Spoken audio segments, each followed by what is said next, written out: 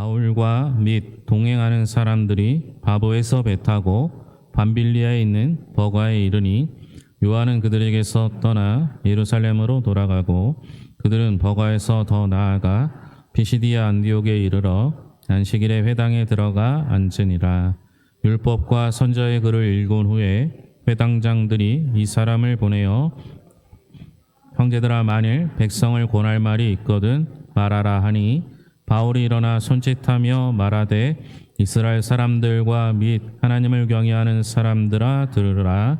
이 이스라엘 백성의 하나님이 우리 조상들을 택하시고 애굽 땅에서 나그네 된 그 백성을 높여 큰 권능으로 인도하여 내사 광야에서 약 40년간 그들의 소행을 참으시고 가나안 땅 7 족속을 멸하사 그 땅을 기업으로 주시기까지 약 450년간이라.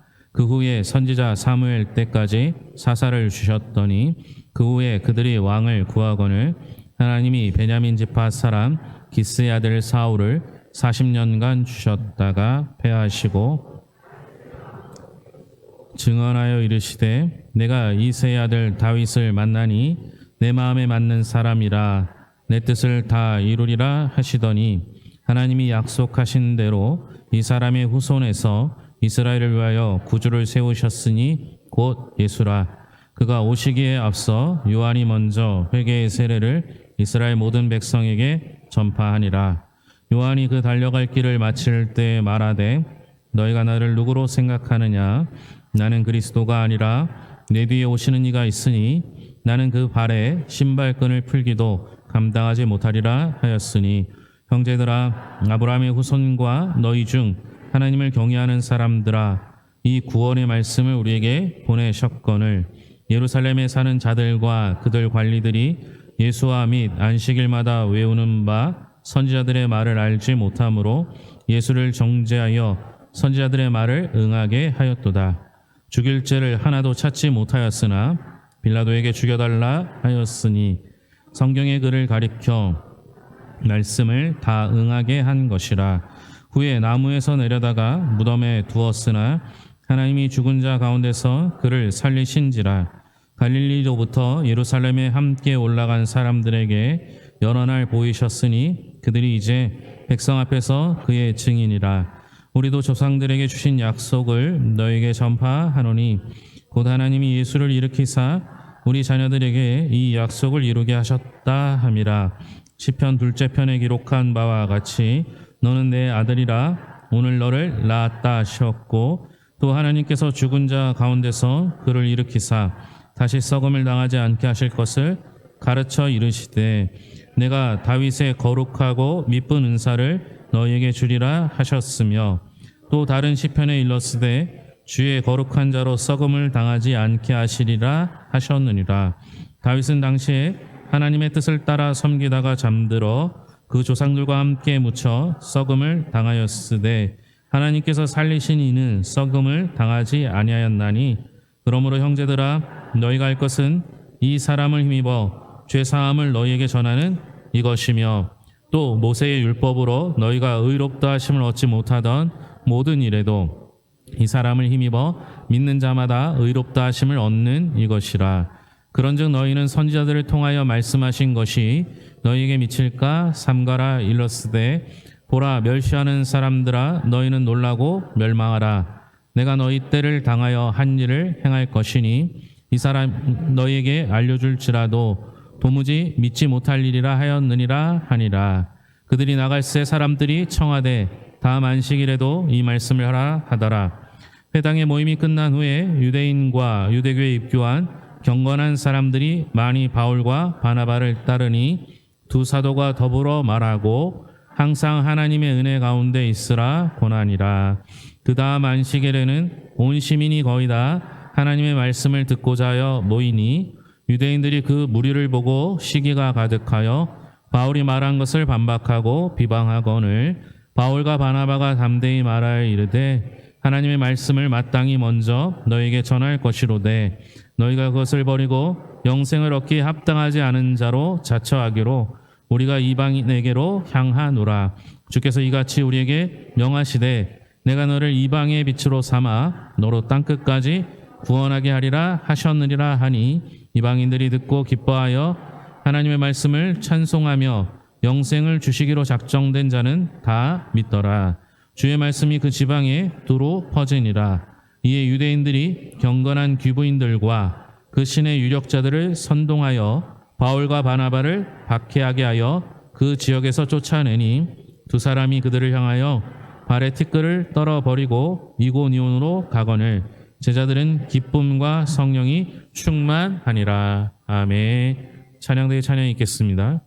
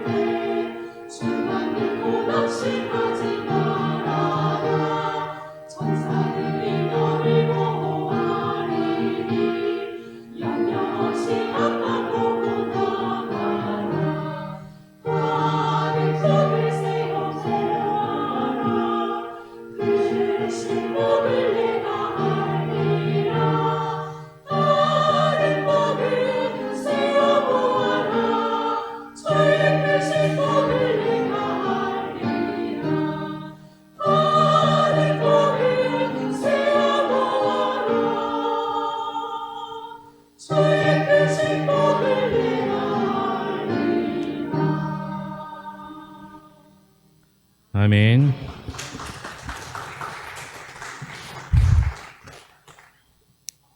(6월) 마지막 주에 총동원 주일을 하고 구원에 관한 설교를 하다가 지난주에 이제 성경학교를 잘 마쳤습니다. 이제 다시 사도행전으로 돌아가서 사도행전을 가지고 말씀을 나누려고 합니다. 오늘 말씀이 길지만 오늘 말씀을 간단히 요약하면 다음과 같습니다. 먼저 비시디아 안디옥에 갑니다. 13절 첫 부분에 보면 바울과 동행하는 사람들이라고 하는데요. 이제 바울이 중심이 되고 있는 것을 표현하고 있는 겁니다. 여기서 요한이 중도 하차하게 되는데요. 마가 요한이라고 불리는 마가 요한이 중도에 하차하게 됩니다. 나중에 이것 때문에 바울과 바나바가 다툼이 일어서서 서로 분리하는 경우가 생기게 되죠. 하지만 또 나중에는요. 마가 요한이 바울에게 좋은 동역자가 됩니다. 이곳에서 바울의 일행이 회당을 먼저 찾아갑니다. 유대인들은요 10명 이상 모이면 회당을 만들었습니다. 거기서 율법을 가르치고 배우고 토론하는 일을 사용했던 것이죠. 그래서 바울의 일행들은 언제 어디서나 먼저 유대인들이 모인 곳이 있다면 그곳에 회당을 찾아가서 복음을 전했습니다. 그곳에서 유대인들의 권유로 복음을 전하게 됩니다. 바울은 이곳에서 구약의 율법과 언약에 대해 설명하고요. 그 언약이 가르치는 한 사람이 있는데 그 사람이 바로 예수 그리스도라고 설명합니다. 그 후 42절의 다음 안식일에 또 이와 같은 말씀을 하라고 부탁을 받게 됩니다. 오늘 본문 42절부터 44절을 같이 읽겠습니다. 그들이 나갈새 사람들이 청하되 다음 안식일에도 이 말씀을 하라 하더라. 회당의 모임이 끝난 후에 유대인과 유대교에 입교한 경건한 사람들이 많이 바울과 바나바를 따르니 두 사도가 더불어 말하고 항상 하나님의 은혜 가운데 있으라 거느니라. 그 다음 안식일에는 온 시민이 거의 다 하나님의 말씀을 듣고자 하여 보이니. 바울이 첫 번째 말씀을 전하고 나서 반응이 옵니다. 그 반응은 두 번째 말씀을 전해달라는 요청을 받게 되고요. 또 경건한 사람들이 바울과 바나바를 많이 따르고 권면의 말씀을 듣습니다. 그리고 그 다음 주에 다시 안식일에 사람들이 모였는데 온 시민이 거의 다 하나님의 말씀을 듣고자 하여 모였다라고 합니다. 설교자여 전도자였던 바울이 이와 같은 반응을 보면 당연히 기쁠 수밖에 없겠죠. 말씀을 전하는데 반응이 있습니다. 회당에서뿐만 아니라 따르는 이들이 생겼습니다. 그리고 그 다음 주에는 그 지역의 온 시민들이 거의 다 하나님의 말씀을 듣고자 모이게 됩니다. 이보다 더 큰 기쁨이 어디에 있겠습니까? 부족한 사람이지만 저도 이런 일들이 자주 벌어졌으면 좋겠습니다. 말씀이 흥황하고 큰 힘을 얻고 말씀에 매료되어 제자들이 늘어나고 말씀을 더 듣고자 하고 혼자만 듣기 아까워서 다른 사람들을 데리고 오는 그런 일이 자연스레 이 도시에서 이루어졌으면 좋겠습니다. 괴산군 전체를 따지면 4만 명 정도라고 하는데요. 실제는 4만 명이 안 됩니다. 괴산읍만 따지면 약 10,000명 정도라고 합니다. 괴산읍에 있는 교회들을 다 세어본다 할지라도 매주 주일날 예배드리는 인원이 1,000명이 안 돼요. 10,000명에 1,000명이라고 잡으면 복음화율이 10%입니다. 만약 등록교인을 따진다 하더라도 1,500명 정도밖에 되지 않아요. 그러니까 등록교인으로 따져도 복음화율은 15%입니다. 그럼 복음화율이 10%에서 15% 사이면요, 이건 선교지예요. 그러니까 우리가 선교하러 나간다 하지만요, 사실은 이곳이 선교지입니다. 그런데 만약 오늘 말씀처럼 복음을 전했을 때 많은 사람들이 그 복음을 듣고 괴산에 있는 모든 교회들이 가득가득 찬다면 얼마나 좋겠습니까? 저는 이런 날이 속히 오기를 기대합니다. 이런 가슴 벅찬 일이 일어났습니다. 목회를 하다 보면요, 너무 좋을 때가 있어요. 너무 평안할 때가 있고요. 이렇게 좋아도 되나 싶을 때가 있어요. 불안해지기 시작합니다. 마치 폭풍 전야와 같을 때가 있습니다. 선배 목사님들이 목회를 하다 보면 좋다고 너무 좋아하지 말고 나쁘다고 너무 실망하지 말라라고 하셨습니다. 좋은 사람이 다 좋지 않고 나쁜 사람이 다 나쁘지 않다라고 말씀하셨습니다. 그런데 그게 그렇게 쉽지 않아요. 머리로는 이해가 되는데요, 참 힘든 것 같아요. 이렇게 말씀이 흥황할 때 항상 문제가 생겨납니다. 45절입니다. 같이 읽겠습니다. 유대인들이 그 무리를 보고 시기가 가득하여 바울이 말한 것을 반박하고 비방하거늘. 시기가 가득하고 바울이 말한 것을 반박하고 비방합니다. 말씀을 더 듣고 싶어서 모였는데 오히려 그런 상황 가운데서 말씀이 반박과 비방을 당합니다. 왜 그런 일이 벌어집니까? 그 원인은 시기입니다. 시기. 여러분들 마음속에 아주 작은 마음이 하나 생기는 거, 그거 조심하셔야 돼요. 시기가 들어오면요, 보세요. 말씀을 반박하고 비방합니다. 오늘 시기는 왜 일어났습니까? 이들이 왜 시기했습니까? 시기를 일어난 이유는 그 앞에 있어요. 무리들이 많이 모인 것을 보고 시기했어요. 무리들이 많이 모인 걸 보고 시기했다면 무리를 시기해야 될 텐데 누굴 시기해요? 바울과 바울이 전한 말씀을 시기하고 반박과 비방을 합니다. 말이 안 되는 거예요. 이 사람들은요, 뭐예요? 내가 율법을 더 잘하는데 바울을 향해서 네가 뭘 아느냐, 이런 반응을 보인 겁니다. 다시 말하면 말씀을 전하면 시기와 질투를 받게 됩니다.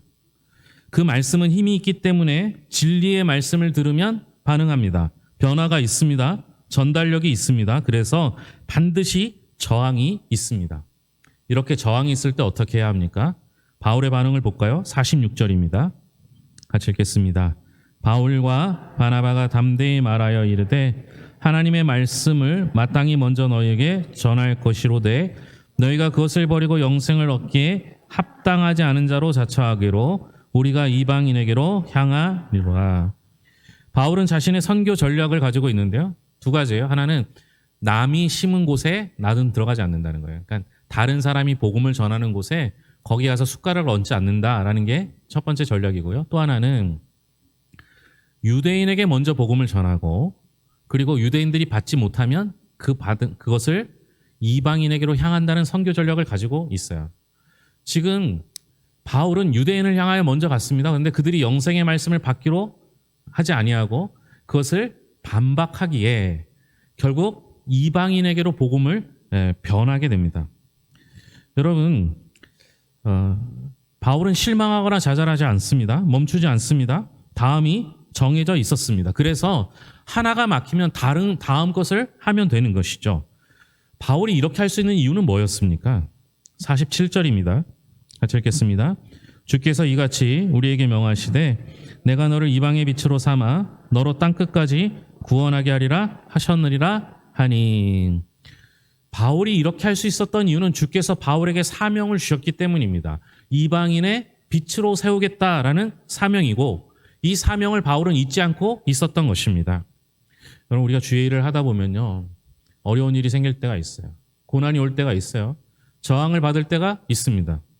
그런데 마치 찬송가에 겸손히 주를 섬기면 괴로운 일이 많으나, 여러분, 겸손히 주를 섬기는데 왜 괴로운 일이 생깁니까?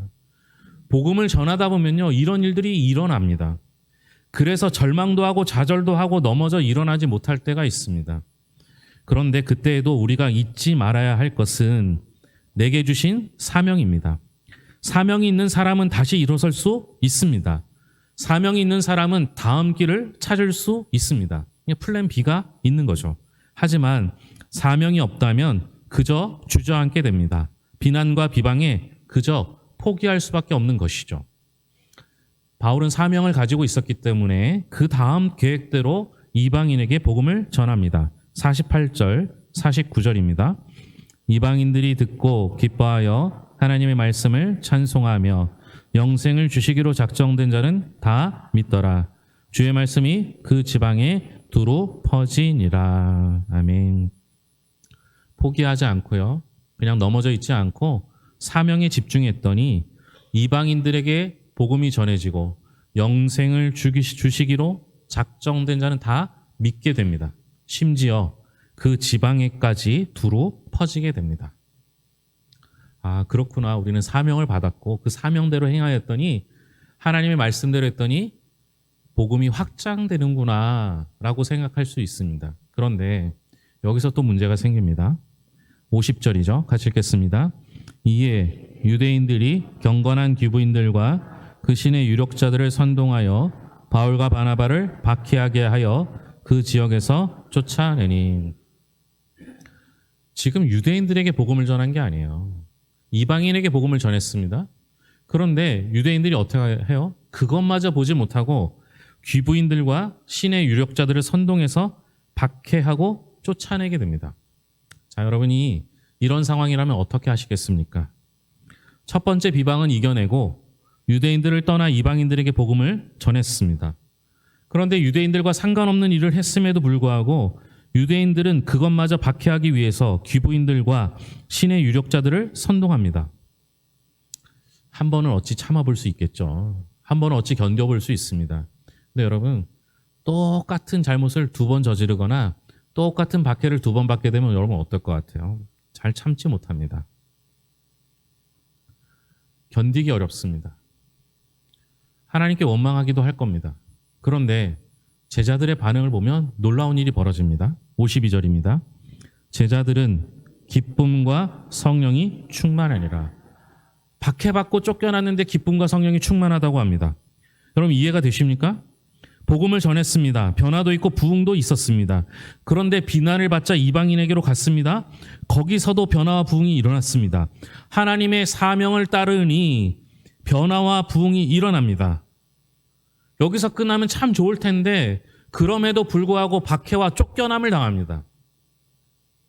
저 같으면 포기하고 좌절했을 텐데, 그런데 제자들은 오히려 기쁨과 성령이 충만합니다. 이게 어떻게 가능한 일일까요?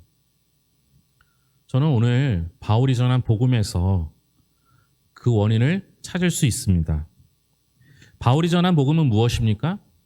아브라함 때부터 조상들에게 주신 그 말씀대로 이어져 오고 애굽, 광야, 왕정 시대를 거쳐서 예수 그리스도가 오셔서 우리에게 복음을 주셨고 생명을 주셨고 부활하셔서 지금도 그 역사를 하고 계심을 말씀하고 있습니다. 그런데 여러분, 유대인들은 그 복음의 핵심인 예수 그리스도가 우선이 아니라 율법이 중심인 사람이에요. 그래서 그들이 받아들이지 못하는 것은 예수 그리스도입니다. 꼭 누굴 닮았어요? 바울이 예수님을 만나기 전에 모습과 닮아 있습니다. 무슨 얘기예요? 여러분, 율법을 아무리 많이 알아도, 아무리 많은 하나님의 말씀을 안다 할지라도 예수님을 만나지 않으면 소용이 없는 거예요. 바울은 그 예수님을 만났습니다. 체험했습니다. 경험했습니다. 바울의 중심에 예수 그리스도가 들어 있습니다. 그러니 어떤 상황이 오고 어떤 박해나 비난과 비방이 온다 할지라도 그는 흔들리지 않습니다. 다시 말하면 진짜를 가진 사람은 흔들리지 않는 거예요.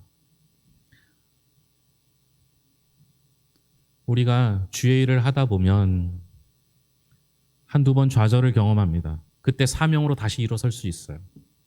그런데 사명 가지고도 일어서지 못하는 상황이 올 때가 있어요.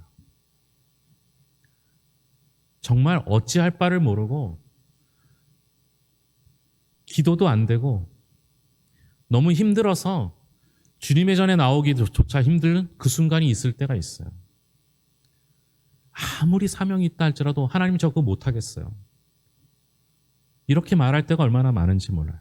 그런데 여러분, 사명으로 못하는 일은요, 은혜는 가능해요. 그 은혜가 무엇입니까? 하나님을 만나는 거예요. 예수 그리스도를 영접하는 거예요. 내 안에 예수 그리스도로 가득 채우는 거예요. 예수가 함께 계시니 시험이 오나 겁없네. 예수님이 나와 함께 하시면 사명 가지고도 할 수 없는 일을 은혜로 할 수 있게 됩니다. 여러분, 그 예수님을 여러분 마음속에 모시길 바랍니다. 여러분 중심에 가득 채우길 소망합니다. 그래야 좌절과 절망하지 않고 주의 일을 감당할 수 있는 것이죠. 오늘 사명을 넘어서서 은혜로 살아가는 성도들이 될 수 있기를 바랍니다. 기도하겠습니다. 하나님 아버지 감사합니다.